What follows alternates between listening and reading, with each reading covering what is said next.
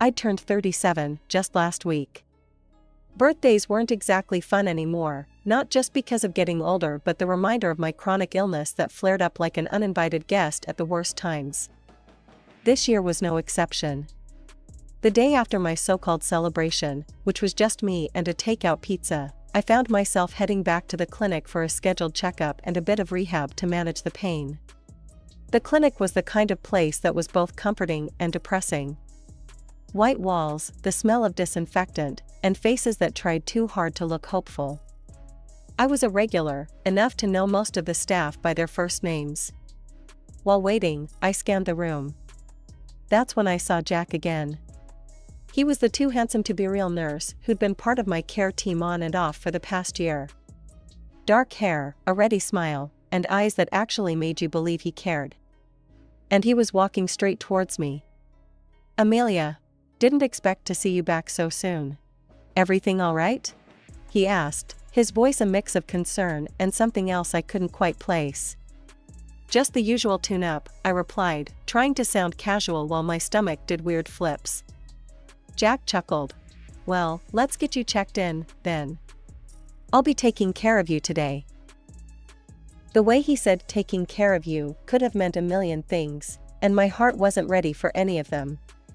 We walked to the examination room, and I couldn't help but notice the way other patients looked at him, especially the younger women. I wasn't the only one affected by Jack's charm, it seemed. As he took my vitals, his touch was professional, but gentle. "Blood pressure is a bit high. Stressing about something?" "You could say that," I admitted, glancing away. "Life, you know?" "Tell me about it," Jack said, scribbling notes in my chart.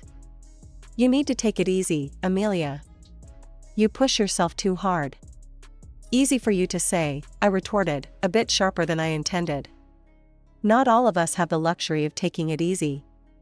Jack stopped writing and looked up, his gaze steady.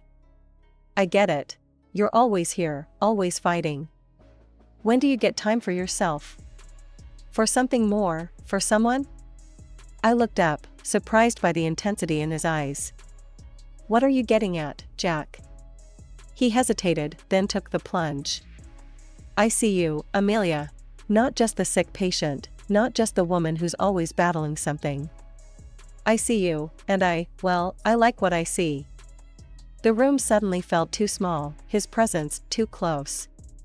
I swallowed hard, trying to gather my wits. "Jack, I'm not. I mean, with my condition, I can't." "I don't care about your condition," he cut in, his tone firm. "I care about you. The real you, behind all the medical charts and doctor visits." It was too much, too fast, and part of me wanted to run. But another part, a part I'd silenced for so long, wondered what it would be like to let someone in. To not be alone in this. Since that day at the clinic, Jack and I started seeing more of each other. It wasn't just medical appointments anymore, it was dinners, movies, long drives, things I hadn't really let myself enjoy in a long while. Jack made them easy, made them fun. He had this way of making everything seem exciting, even just a walk in the park. One evening, about 6 months after that deep conversation in the clinic, we were at my place, sitting on the couch with some cheap takeout, just relaxing after a long week. I was laughing at a joke he had just made, my sides aching from the laughter, when he suddenly grew serious. "Amelia, I gotta ask you something." His tone had changed, and it made me pause mid-laugh. He took a deep breath, reached into his pocket, and pulled out a small box. My heart skipped. "Amelia, these past months with you have been the best of my life. I know it's fast, I know it's crazy, but I don't want to wait to ask this. Will you marry me?" His voice was firm, but I could hear a trace of nervousness. I stared at him, then at the ring, then back at him. "Jack, I don't know what to say." "Say yes?" He grinned, that lopsided grin that had won me over from day one. I took the box from his hand, opening it to see the ring, a simple, beautiful piece. Nothing too flashy, but perfect. "Jack, I do love you. God help me, I do. But if we're doing this, we're doing it my way." "Anything," he said quickly. whatever you need. I want a prenup, I said bluntly. His face didn't change, no surprise, no anger, just an open waiting. If something happens to me, all my stuff goes to you. But if we split? Jax cut me off. Sure, I don't care about that. I don't want your stuff, Amelia. I just want you. That's when I knew my answer. All right then, yes. Yes, I'll marry you. The smile that spread across his face was like the sunrise after a long, dark night. He slipped the ring on my finger, and we kissed, a seal on our crazy, rushed, but utterly real, engagement. We didn't wait long. The wedding was planned for just a few weeks later, a quiet affair at the city hall. Just him, me, his sister, and her husband. It was strange, planning a wedding without the usual fuss. No big dress, no hundreds of guests, just the essentials. But it felt right, with Jack. We signed the papers, exchanged rings, and it was done. We were married. As we walked out of the city hall, his sister threw some confetti she'd brought, laughing and shouting congratulations. Life with Jack started off like something out of a fairy tale, or at least what I figured a fairy tale felt like. He'd quit his nursing job, said he was done taking care of sick folks day in and out. Said it wore him down. I didn't mind much, the restaurant was doing well enough, and I enjoyed having him around more. For the first few months, Jack turned into the kind of husband you read about in old-fashioned romance novels. He cooked meals that would make a chef weep, and he kept the house spotless. Dinners were these lavish affairs, and I tell you, nobody set a table like Jack. Candles, the good china, music playing soft in the background, I felt like royalty. But then, things started to shift. It was subtle at first. I'd come home, and he'd be holed up in his office, the room he'd claimed for himself right after the wedding. Said he needed a space to manage house stuff, bills, and whatnot. Babe, dinner in 20, he'd call out, not even poking his head out to say hi properly. One evening, I came home a bit frazzled from the restaurant. It had been one of those days, the supplier messed up our order, the cook was late, and then a waitress quit mid-shift. I was in no mood for niceties. I walked in, expecting the usual, dinner ready, table set. But Jack wasn't in his office. The house was quiet, too quiet. I wandered into the kitchen, found a note on the fridge. Ordered pizza. Too beat to cook. Upstairs. That was it. No love, no see you in a bit, nothing. It stung more than I expected. I tossed my bag on the counter, frustration bubbling up. The pizza arrived, and I ate it cold, sitting right there in the kitchen, all by myself.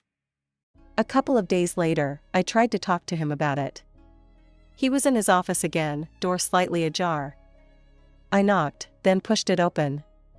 He was on the computer, didn't even swivel around to look at me. Hey, can we talk? I asked, leaning against the doorframe. Sure, what's up? His eyes were still on the screen.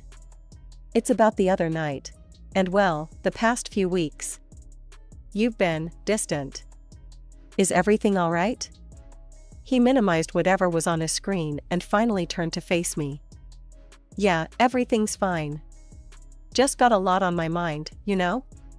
Like what? I stepped in, curiosity piqued. Just stuff. House stuff. Bills. That kind of thing. It sounded like an excuse. Jack, you know you can talk to me, right? If something's bothering you. He cut me off with a wave of his hand. I said it's nothing. Don't worry about it. But of course, I worried. It wasn't like him to shut me out. That night, dinner was a quiet affair. He'd cooked, but the effort felt minimal. No candles, no music. We ate mostly in silence. Coming home early wasn't something I did often, given the chaos that usually brewed at my restaurant. But that day, something just told me to head back, maybe some sixth sense or just plain luck. As I stepped through the door, the sound of bustling in the kitchen caught me off guard. I saw a middle-aged woman, humming to herself while chopping vegetables. Who are you? I blurted out, not hiding my shock well. The woman turned, a bit startled, then smiled. "Oh, hello. You must be Mrs. Amelia Freeman. I'm Linda. I've been helping out around here for about a year now, cooking, cleaning, all the housework. Jack hired me. He said it was too much for him to manage." Too much for him to manage? That was news to me. Right, I see. Well, keep doing what you're doing, Linda. I need to sort something out. As she nodded and turned back to her cooking, I walked out, my mind racing. Where was Jack spending all this time if not at home managing things like he'd said? I needed answers, and I wasn't going to get them sitting around. I pulled out my phone and dialed a number for a detective agency I'd heard about. It was time to find out what my husband was really up to. A couple of days later, the detective came back with news. Not the kind I'd expected, though part of me was relieved. No other woman, but gambling. My Jack was blowing money at casinos, racking up debts like they were going out of style. When he came home that evening, I was waiting for him, the detective's report in hand. His face fell when he saw the look on mine. "Amelia, what's wrong?" he asked, dropping his keys on the table. "Where have you been spending our money, Jack?" My voice was calm, too calm. He paled, eyes darting away. "What do you mean?" "Gambling, Jack. Casinos. Debts. Ring any bells?" I waved the report. He sank into a chair, burying his face in his hands. I was going to tell you. I just needed to sort it out first." By gambling more? My patience was wearing thin. "It's not like that. It started small. I thought I could win back what I'd lost, but..." He trailed off, looking miserable. I took a deep breath. This was not how I imagined our life together. "You need help, Jack. Professional help. And you're going to get it, or this," I gestured between us, "is over." He looked up, eyes wet. "I'll do anything, Amelia. Please, just help me this one time. I promise, I'll stop. I'll get treatment." "Fine. But I'm only doing this once. You're signing a receipt for every penny I pay to clear these debts. And you're getting treatment." I was firm, resolute.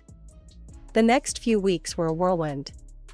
I paid off the debts, totaling up to $60,000. He signed the receipt and started his treatment.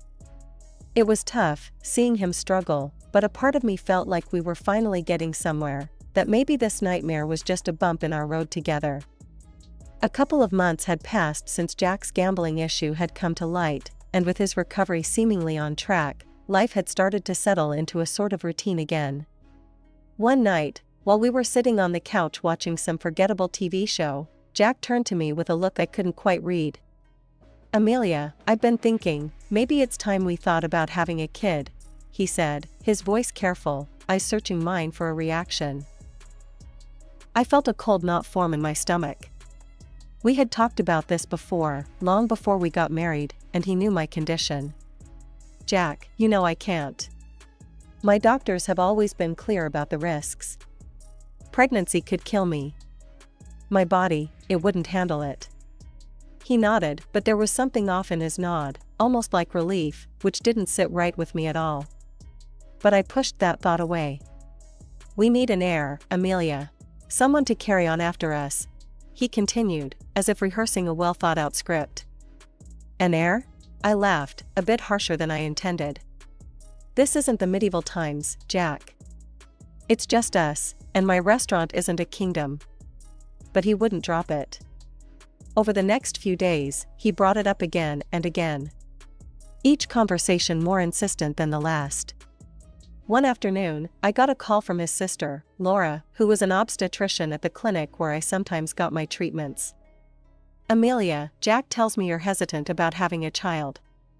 You should reconsider. With today's medical advancements, it's perfectly safe." "Safe?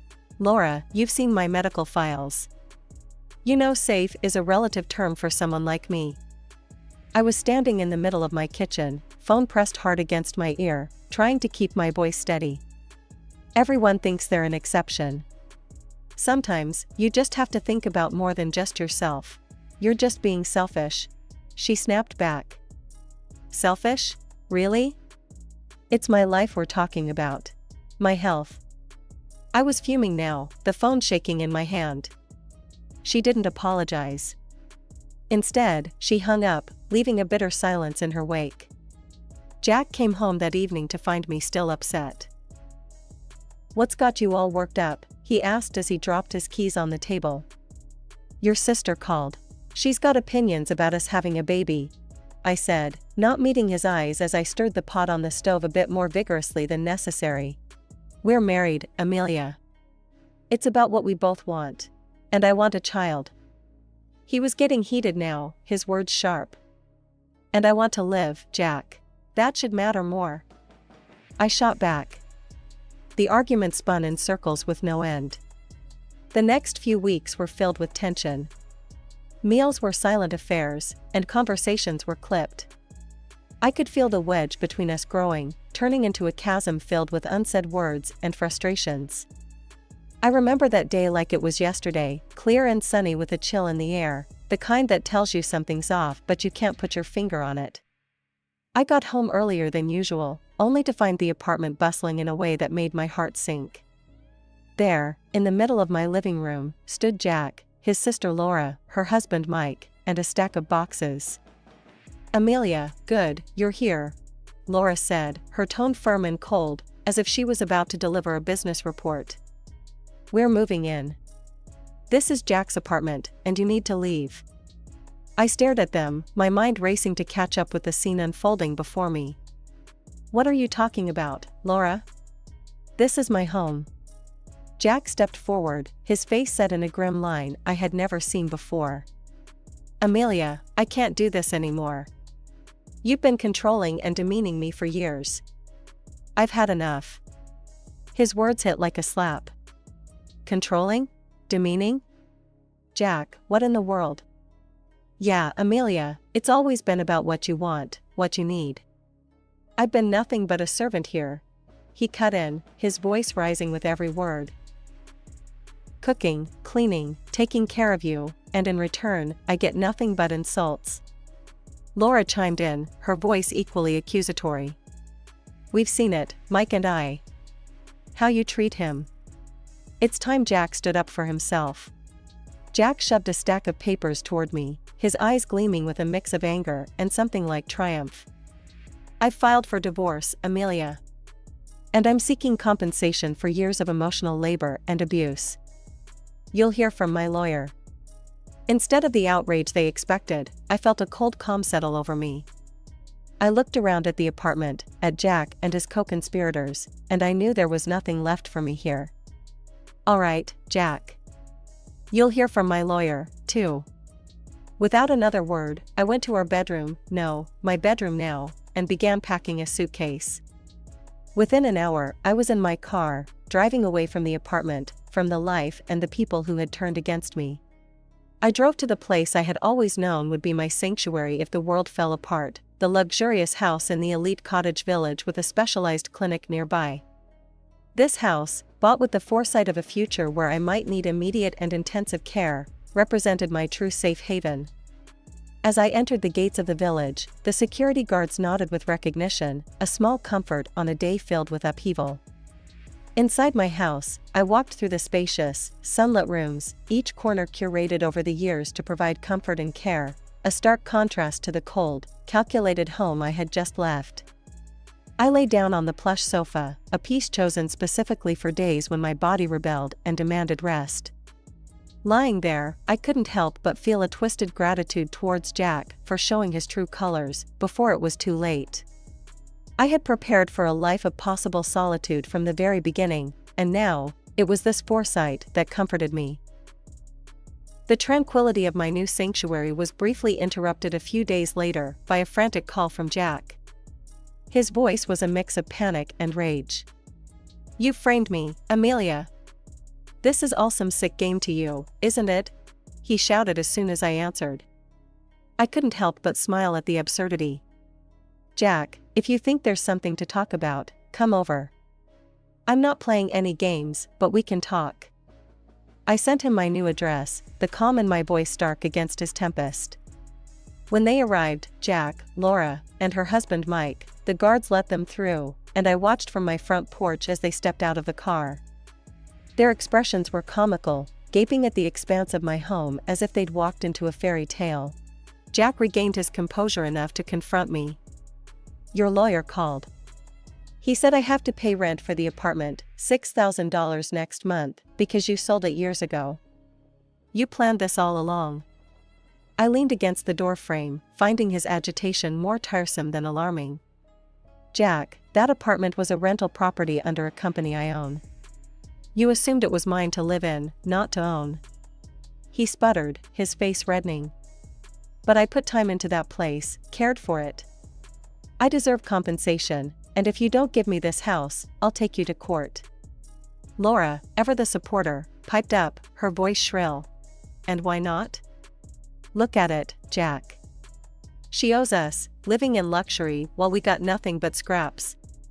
I laughed, not out of amusement, but because of the sheer audacity. "I bought this house long before I met you, Jack. It's legally untouchable by you or anyone else."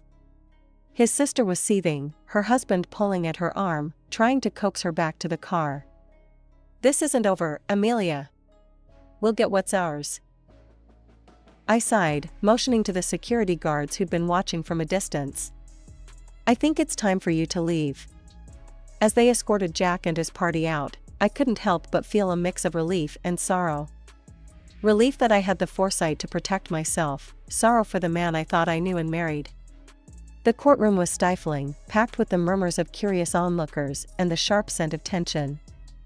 I sat straight, my hands folded neatly on my lap, watching as Jack and his lawyer prepared their pitiful charade of victimhood.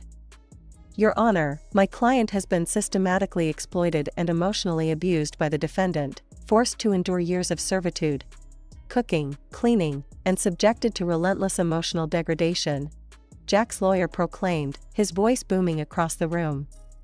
When it was our turn, my lawyer stood, her presence commanding the room's attention.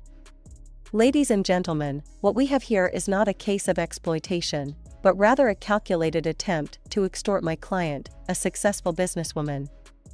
We have substantial evidence to prove that Mr. Jack has not only lied about his contributions, but has also deceived my client regarding his activities during their marriage."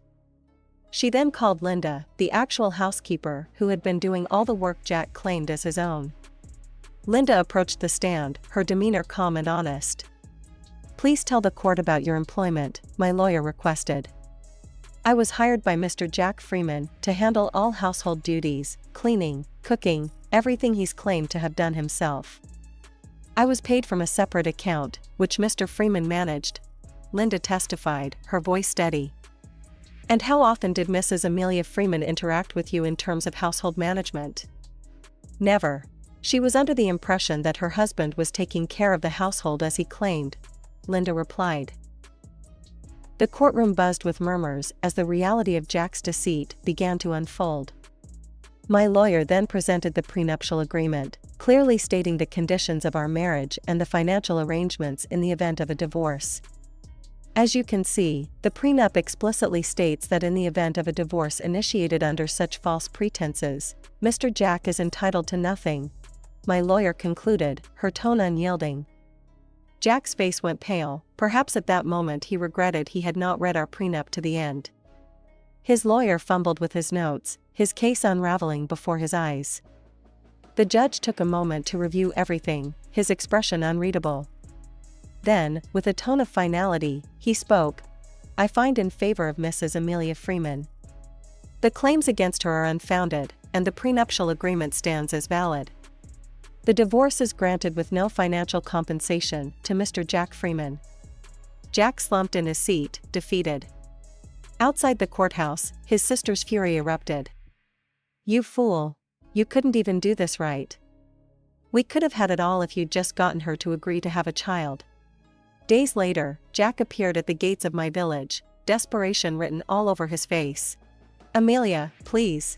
I'll do anything, clean, cook, just let me come back," he pleaded, his voice cracking.